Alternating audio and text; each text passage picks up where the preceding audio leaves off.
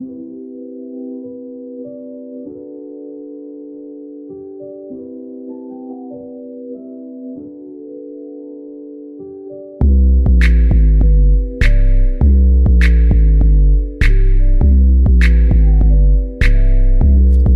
back for another episode of Black and Audacious. It's your girl, Tawanda. Here with my two beautiful Black and Audacious queens. I mean, I would love to introduce you, but you got it. What's your name? Hello, everyone. This is Akate Kern, and I'm so happy that we're back together. We have a nice little kiki that we want to do today. There's a lot of great trending topics that we want to get into. And I think this is an interesting one because you know what? It's Black History Month. Yes, it is. Yes, it's Black History Month. It always. So we have a lot of great things to talk about, representing Black culture, Black excellence. So we have a lot of great things to get into, but I'm going to turn it over to my sister, Nakia. Thank you, sis. Kiki. I'm Nakia, back with my two audacious, beautiful Black queens, and just ready to get into some shenanigans today. So let's do it. You better hype us up. Yeah, but so what's happening? What's the vibe? What are we all feeling these, past couple of weeks? Anything new? Anything interesting to tell our audience? What you guys have going on? Well, I'll start with me. Yeah, let me start with me. So I have started this thing called Solid Core. So I have been on this workout journey for a while with my personal trainer, Flat Belly Kelly. Shout out to Flat Belly Kelly. BK. And she's been really getting me into, strength training. Yeah. I've been deadlifting, squats. Yes. I mean, I'm a beast. I'm a bad bitch, when you're in the gym. But to compliment, okay, girl. But to complement, what I've been doing with Kelly, I started Solid Core. Mm-hmm. So I've been going to these classes. You're on this reformer. You're kind of going, doing a lot of strength training with your core. Yes. And I'm sore.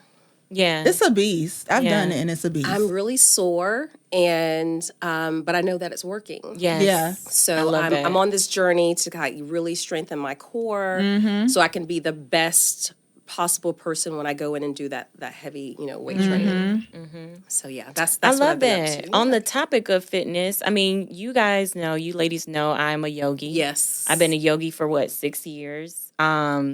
And I'm just trying to get back into my practice. Yes. Like really just, Namaste. Yeah. I really want to go back into doing my yoga instructor and getting certified. I remember when you started that. Yes. And, I haven't been able to do that, but I feel like now is the year where I can kind of really go in and come in strong and just be, the fierce namasteer that I am. Mm-hmm. Yes. So I've been getting back into my practice. Also too, just, dealing with my dog that's just energetic. Zen is a mess. Running the house. He runs the house. I try to get him out and about, going to fetch. There's a dog park. It's a little bougie dog park. It is bougie. But, is that new development area? Yeah, it's over there by the works, in West Midtown. Yes. That's our thing. We go there probably every week. It's cute. It's a nice little vibe, It is. They, it's cool. Zen lives the soft dog life. He does. And Beckham does too. She has a dog, Beckham. Beckham living the life soft. Yes, but when I see Zen, when you post Zen on Instagram, Zen is up like this and laid out. just loving life. Comfortable. He does his own thing. I see him in the rearview mirror when you're driving somewhere. He's always, it's he pops up. Yeah. He's everywhere. He has me wrapped around his little paw. Yeah. So there's that. What's going on with you, T? I too love a savasana, okay? Yes. Savasana, I do. Yes. I always start to get the heebie-jeebies when things start, the flu and stuff starts going around. Mm-hmm. It takes me out of practice, though. Because it's we all in there going, and I'm Jesus, I don't need what you got. So then I retreat from yoga. Yes. But I love yoga. I also just got a pelly. You did? Really? Nice. Yes. But I'm is this enough? I think it's just still supplemental. Yeah. But it's fun and it does work you out. Nice. You're part of a community. Peloton, literally. Yeah. You are joining a community. Yes. You're joining a community. Yeah. It's a great work. It's definitely a great workout. So do not think that you're not getting a great workout. Yeah. But you gotta it's not the only thing. No, it's not the only thing. You gotta switch it up. You gotta lift. I mean, that's so important. It's so important. So I want to get more into that. And I definitely want to get back into the studio if y'all stop breathing so hard. I mean, listen, everybody has been sick. I know. Like the coughs are. I mean, I was sick earlier in the year, and it's just like, let's just try to get through this. Okay, let's just wrap up this cough thing. Okay, yes. Sick. Take your oregano oil. Take your oregano. It's true. Take your oregano and call it a day. Please. But we can get into some trending topics. Let's trend with it. What do you want to throw out there? Okay, this is what I'm gonna throw out here because you know I'm gonna throw it out there. Okay. So I was scrolling the gram. Essence has like another account called Essence GU. Yeah, I saw that. And the conversation came up around Black women in SKIMS. Should we be wearing them? Should we be supporting the Kardashian clan? And I'm middle of the road. Okay, do I have SKIMS? Yes. Do they fit nice? They do. Do I pause before I hit purchase because of who I'm giving the money to? Yes. A lot of the fodder online is around how the Kardashian family, and particularly Kim in this situation, because she is the creator of SKIMS, extract what they want from Black culture. They wear it how they want, then they throw it away. You know, they do these things that when as a Black woman, you're like, I have hips and booty and boobs and lips, and when I have it, it's a problem. It's a problem when I do it. Yeah. But when you do it, dressed, cloaked in your skin, it's celebrated, it's rewarded, it's monetized, it's blown up, it's popular. And so I think women have that battle. I kind of have that internal battle, but I don't know. I think wear what you want. Yeah. But I understand the tension that comes with it if you really do like the product. And, there were people on both sides. Yeah. So what do y'all think? I mean, I'm on the side. I actually, it's probably unpopular opinion, but I love the Kardashians. Like, okay. I have my favorites. I have, Kylie's one of my faves. Oh. I rock with Kourtney. I don't necessarily follow Kim on Instagram, but, I think just from a branding standpoint, the GOAT of it all in terms of all these different brands beyond SKIMS is obviously the mom, Chris. Chris is the GOAT when it comes to branding, and you got to respect it. Like, I really respect just what she's been able to build for her family. And, I can understand where there is that sort of conflict, especially as it relates to like Black women. But I feel like we have so much more to focus our energy on. We do. In that we can all, eat and be a part of something brilliant. Like what they're doing is not going to have an impact on me as far as I'm concerned. You know what I'm saying? True. So I'm a fan of them. I think even when they transitioned from E to Hulu, and like you saw a new reemergence in the brand and just how they position themselves. And they got, I think when they came on Hulu, I felt like they were a little bit more vulnerable too, just in terms of giving more of the ins and outs and behind the scenes of, their lives. But I'm a fan. Yeah. And, especially Kylie, I think she has a great business mind, business sense. But is she a billionaire? I think it's a little bit stressed saying that she has a great business mind and business sense. I think all of them. Yes. Chris is the brains to me behind the operation of all of it. I mean, none of those girls went and got a formal education. You had, Kendall, she was on an award show and she was just like, oh my God, I hate reading. She was trying to read the teleprompter, for God's sake. I hate reading. So it's just Kim is the not Kim. Chris is the mastermind. Of course. But for me, like, that family does not faze me. Like, I don't follow any of them. I know about the Kardashians because, of course, social media. But none of what they do impacts me as a Black woman. Exactly. I get what you're saying. And so, like, out of all the Kardashians, Kourtney is the only one who I think did go to college. And I think that is another thing that probably, if you think about it, is like Black women have to get 72 master's degrees. Yeah. To like we're the most be educated. Successful. Yes. And they can just rest on their beauty and their laurels and their connections and rise to the top. Mm-hmm. But you can say that for all like white women. That's true. Yeah. I mean, they're not isolated. There happen to be, unfortunately, dating Black men. Mm-hmm. Yeah. You know, and like you said, they, you know, Kim's rocking, you know, cornrows. They're tanning. BBL. They're getting BBLs, lip injections. Get all that. But at the end of the day, you can decide whether or not you want to wear Skims or not wear Skims. I'm a fan. Great product. I love it. On the body. Although like some of the products, I feel like the material's kind of thin. Mm-hmm. I don't know if you all, you know, you have to kind of be, you know, a little cognizant. Skim the body, skim the body. Yeah. Like, it's not supposed to be thick. But I don't. It's not the type of product that's going to like suck you in. It's not. It doesn't give that. You know, that's my only pause. But I do like the quality of it. Mm-hmm. My thing is that I want Black women not to focus so much on that. Exactly. You know, I agree. want Black women to really, like, we have so many other issues that we have to deal with. We do. And, like, getting ourselves wrapped up in the Kardashian Jenners of the world is... We got bigger fish to fry. Yeah, okay? It's the least of my worries. So, well, Essence got us wrapped up, so that's all we do. Skims. Congratulations, Kim. Yes. Good products. Yes. Send some our way if you want to send us a care package, whatever the case may be. A little thong or we'll two. Take it. Size a little medium, thong. Girl. Size medium. I love it. Do another Fendi collab because I missed out, so I need like a part 2. Listen, Do it wasn't that great. Oh, you Rihanna didn't like Navy it? I don't all think day. so. Just the material wasn't that great. Like Nakia said, it was like thin, and then you put it in through the wash machine one time because I'm a big believer in putting that type of material through a wash cycle. Yeah. Especially when you're clamping up, that bodysuit.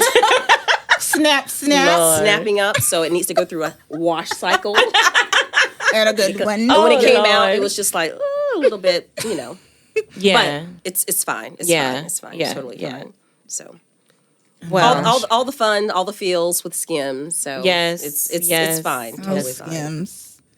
So do we want to switch it up, ladies? Yeah, we want to. I feel like there's another topic that I feel like gives us a real good key. Yes. And that is corporate ERIN. Like, why corporate ERIN has us laughing and yet triggered at the same time. So, love her. Love it. Corporate ERIN is actually the brainchild of Lisa Beasley. She's a Chicago actor and she's a comedian. And she actually posted her first ERIN video in 2021.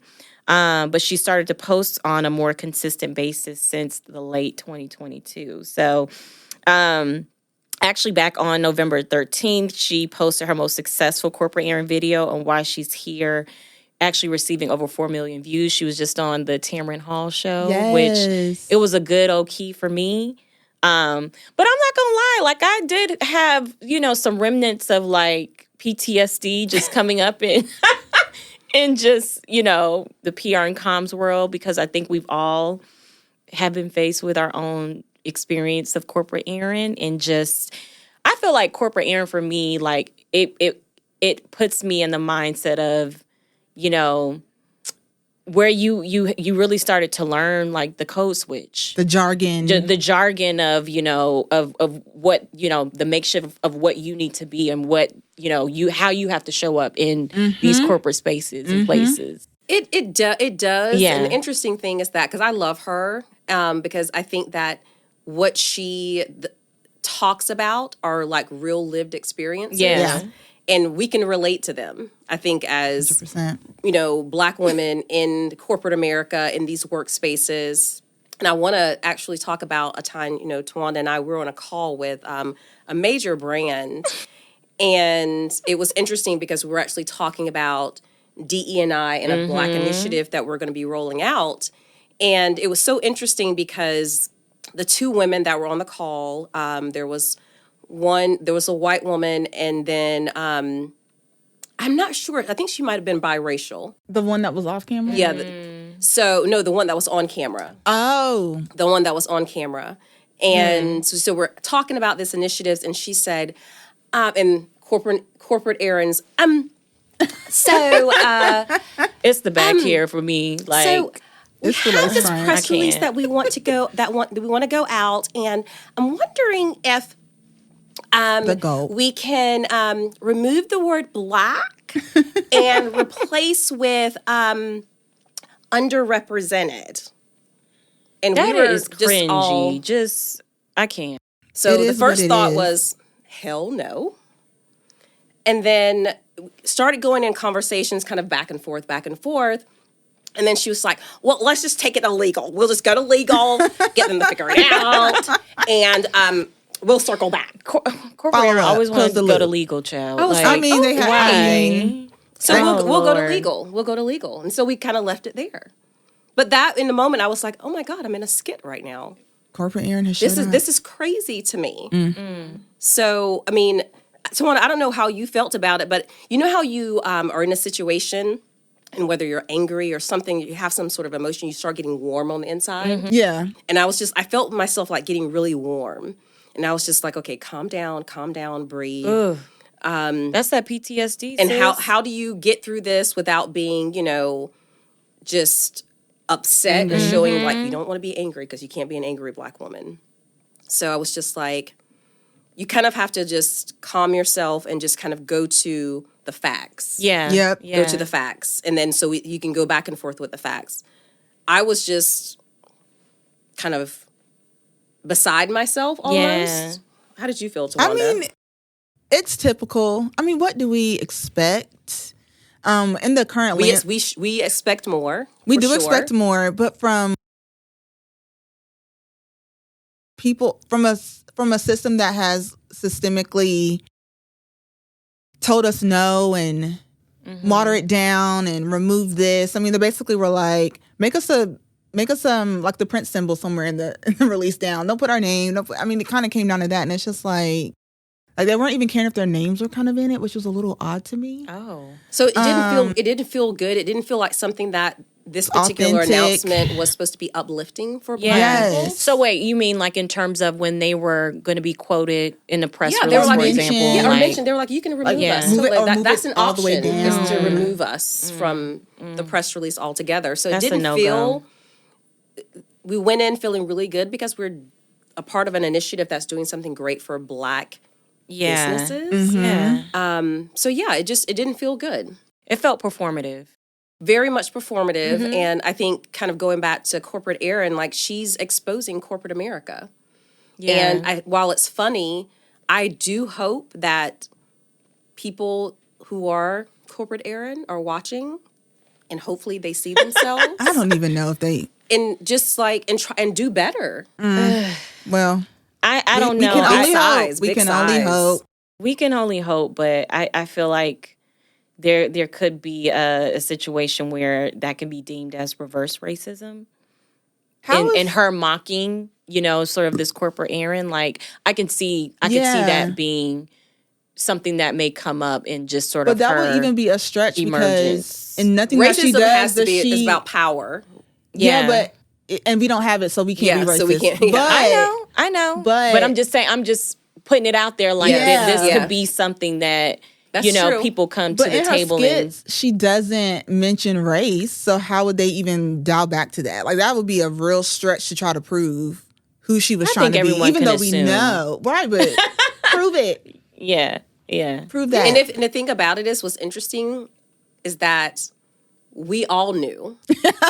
Yeah. We all knew. I mean, she has everything, like all the nuances. Like she just gives me a nice little key. It's from the hairstyle to the oversized cardigan that's kind of disheveled. The wig, the lace front, coffee mug. The way that she hugs the coffee mug, the gulp. Yes.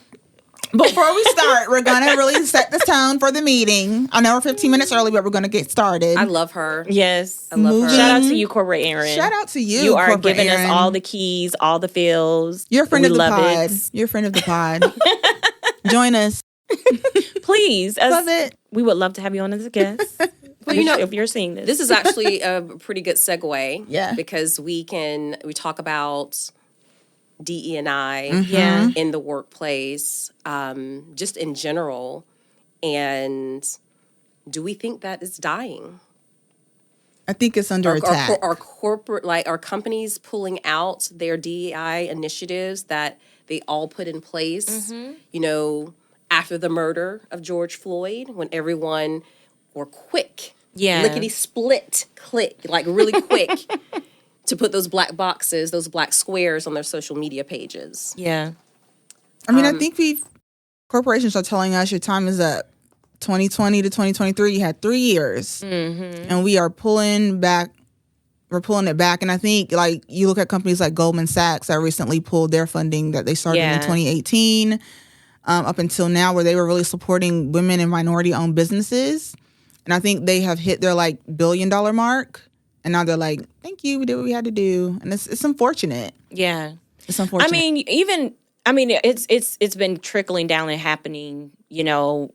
Well, I would say really the last couple of years, because even if you think about the role of the DE&I officer, right? Like the chief DE&I officer, they have never been set up for success. Never. And you've seen the stats and the data show, like, I mean, even I believe it was like Nike DE&I, they've probably had turnover in that particular role probably the last 3 years. Like I believe it's been like 3 or 4 different executives that have like coming in and out of that role. So that in itself shows to me that there has not been a clear, you know, true commitment, yes, to like really being about that life, about the change. So you talk about the data. So I want to read off a couple of data points because, you know, we don't want to go back and forth with people about DE&I. We're not doing that. We don't go back and forth. So not today. Companies in the top quadrille for racial and ethnic diversity are 35% more likely to have financial returns above their respective national industry medians.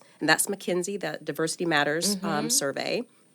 Innovation, diverse teams are 87% better at making decisions, 20% more likely to make a bold decision, and that's from Clover Pop. And then enhanced business reputation is definitely heightened with DE&I when there's 67% of job seekers consider workplace diversity an important factor when considering employment opportunities, and more than 50% of current employees want their workplace to be more increased diversity, and that's from Glassdoor. Yeah. So the data doesn't lie. You're much more of a successful company when you embrace DE&I. So why not? But there's a disconnect, obviously, between talent and the organizations. Like, if the data is showing to support that, you know, the next generation of talent really, you know, prioritizes DE&I even with, you know, their workplace, how is it that organizations aren't really listening? Because they don't care. You know, it's like, I mean, of course. I worked at an agency that, I mean, they would have these robust DE&I reports. And I was just like, where does the Black people reside? Like, we have all of these reports around what you're doing with DE&I, how you're making these strides. Yeah. And I know DE&I is like encompasses other forms of diverse and inclusive groups. But just from a Black perspective, I was just like, I don't even see, there's like one of me here. Yeah. But you have these reports that are coming out saying how diverse you are. And they even have like an internship program. And I was like, well, are we funneling those interns into the agency? And they're like, no, you know, it's like you're doing it halfway, half-baked, but you're not really bringing them into an agency setting, letting them grow into roles that are beyond a coordinator.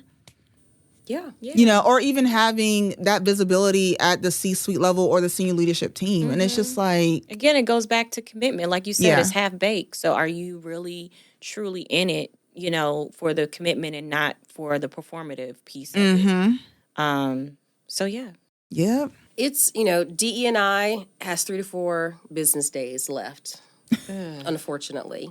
And everyone is afraid to make a stand. Yeah. So I think we're at an SOS type scenario right now, save ourselves. Yeah. And it's going to be us who are championing for whether it's in the workplace, because I don't want to kind of limit DEI just to the workplace. Yeah. I feel like it's, you know, look at affirmative action. You know, look what has happened to that. Yeah. So there's just so many things that we have to consider when it relates to like the treatment, the equity, the inclusion, the diversity when it comes to us and our community that we have to be very mindful and aware of. I mean, look at Fearless Fund. I mean, they're about to go to the Supreme Court over making space for some of the businesses that we all know and love, like Slutty Vegan and Live Tinted. These brands are doing really great things. They've had the backing of a Fearless Fund. Maybe it was Fearless Fund or other types of VC funding organizations. And now, they're being attacked for loving BS. Black. For giving resources and capital to Black businesses. It's just ridiculous. It doesn't make sense. It doesn't make sense. But I think that we have to be smart and make sure that we are being proactive versus reactive, because right now it's kind of like we know what's happening, but I don't think a lot of action from our community. I don't think that we're like, it hasn't hit us. It hasn't sunk in. Because there's more to come. We have an election coming up. An important one. So we really need to start rallying together to make sure that history doesn't repeat itself. And believe me, Democrat, Republican, I don't care either way. I just want what's best for us and our community. So it's going to be critical. It's important for us to make sure that we are being a lot more aware of what's happening in various different spaces, and just make sure that our voices are heard and that there's action that's being taken. So are we all committed? Are we committed? I mean, of course. We all stay down. Like, we're always committed to the cause. I just got to register to vote. Make sure my voter registration is updated. So I'm very committed to that. Absolutely. So making sure the moving I've done over the past year, to make sure I'm ready to go. Yes, our listeners, please register to vote. Register. Yes. It's so early, important. but it's needed. It's so important. But just not, also too, what's important is voting on a local level. Oh, yeah. People don't, they're like, I went out and voted, then did cast my vote. And it's like, no, also remember that the local vote counts so much more, and it impacts you so much more. Your life. Yes, absolutely. We need to get your good sis on during that time. Oh, yes. Shout out to the Honorable Judge Afia F. Hinkson. Yeah, girl. From Congrats. the Hinkson Law Firm. So, yes. That would be so good. Yeah. I'm committed to make sure that we are definitely getting more involved in voting. Yes. It's important. Yeah. I didn't say politics. No, voting. Voting, whatever it takes. It does matter. Yep, it sure does. And getting our Gen Zers motivated and mobilized too, because their voice matters, and they're coming up and going to be, starting to take in more leadership roles in our community. It's important for them to be, involved and a part of the change. So absolutely. Yeah. All right. So do we want to show our love now for our Black businesses? Black businesses we're loving. We will never leave this out because it's always important to us to showcase. Absolutely. So I'll start first. Go ahead. I want to give a huge shout out to a great Black business and businesswoman, my friend Angela Watts. She is the founder of ATLFW, and she has been doing so many great things. And so for those of you who do not know, atlfw.com, you can find her on social media, ATLFW, all the handles. But it's a fusion of fashion, music, and art.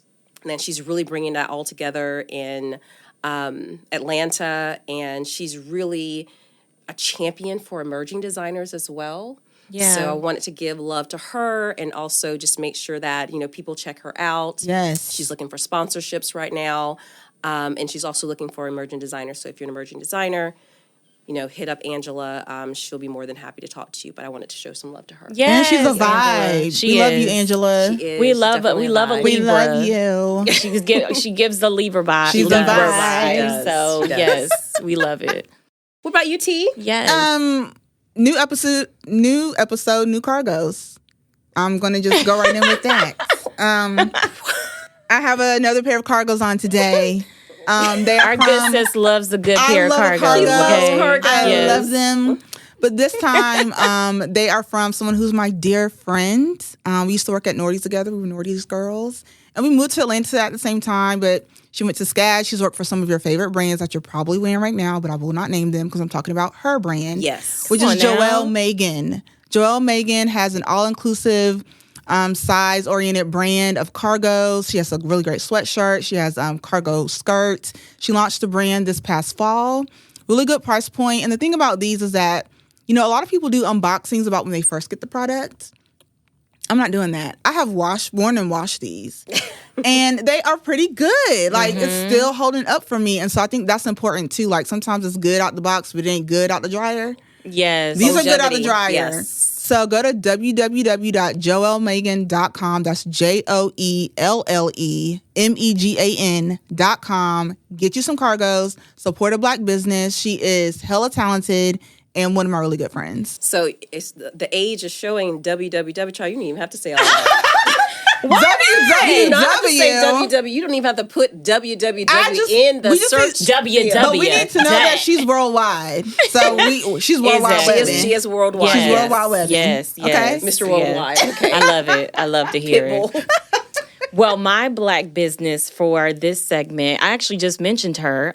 She is the Honorable Afia F. Hinkson, who is an attorney. She specializes in child welfare and family law as well as general services.